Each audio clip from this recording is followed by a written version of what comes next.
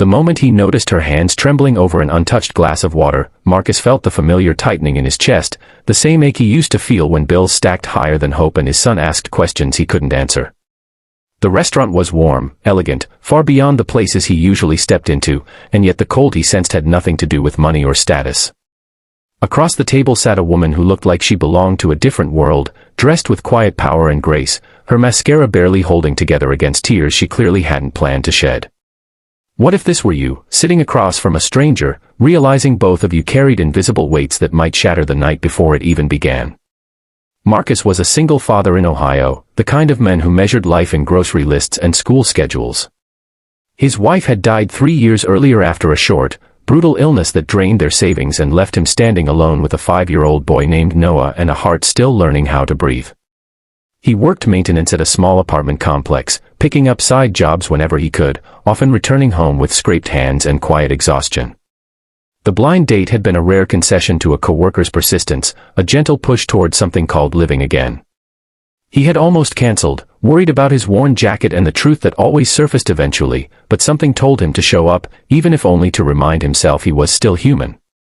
The woman across from him was named Rebecca, a name he recognized from business headlines he never read past the first paragraph.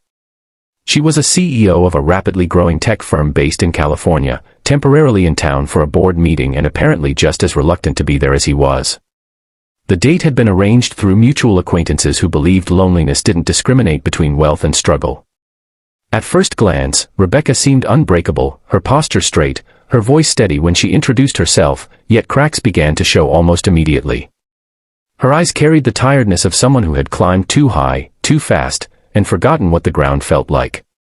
As the evening unfolded, something shifted in the air, a quiet understanding that neither of them had expected.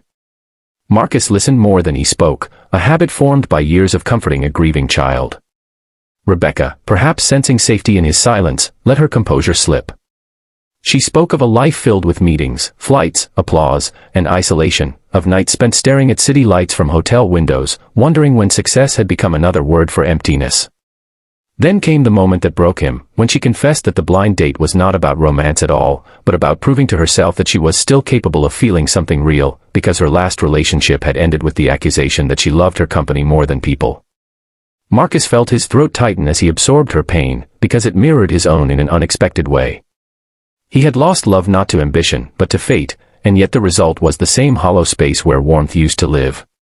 He thought about Noah at home with the neighbor, probably asleep with one arm clutching the worn teddy bear his mother had given him. He wondered what choice he would make if offered a life of power but forced to trade away the quiet moments that mattered most. Would he have chased more, or would he have held tighter to less? These thoughts tangled inside him as Rebecca wiped her tears, apologetic for breaking down on what was supposed to be a simple evening. There was no dramatic rescue, no grand gesture, only two people sitting with the truth of each other's wounds. Marcus shared his story in pieces, explaining how loss had taught him the value of showing up even when you feel unworthy or afraid. He didn't speak of heroism or sacrifice, only of ordinary days that demanded extraordinary strength. Rebecca listened the way people rarely do, without planning her response, without checking the time. In that shared silence, something softened inside her, a realization that success did not have to mean solitude, and that vulnerability, though terrifying, could be a bridge instead of a weakness. The night ended without promises or expectations, just a quiet exchange of gratitude for honesty. Marcus walked back to his old sedan feeling lighter, though nothing in his life had materially changed. Rebecca returned to her hotel room and, for the first time in years, slept without the television on. In the weeks that followed, they stayed in touch, not rushing toward labels or futures, but building something slow and deliberate. Rebecca began setting boundaries at work, choosing presence over perfection. Marcus found himself smiling more, not because his struggles vanished, but because someone finally saw him beyond his circumstances.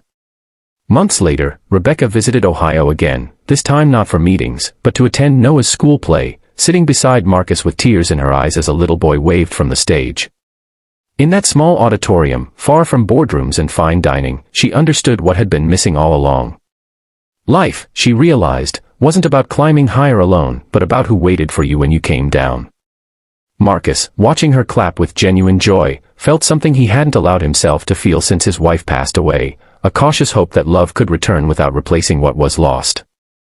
Sometimes, the most powerful connections are born not from perfection, but from shared brokenness, from the courage to sit with another person's pain without trying to fix it. If you were in their place, would you have walked away at the first sign of tears, or stayed long enough to listen? Would you have chosen comfort over connection, or risked your heart for the chance to feel alive again? Before this story ends, share your thoughts in the comments and tell us what this moment made you feel. If this story truly touched your heart, please like, comment, share, and subscribe, so more stories of kindness, regret, hope, and second chances can reach those who need them most.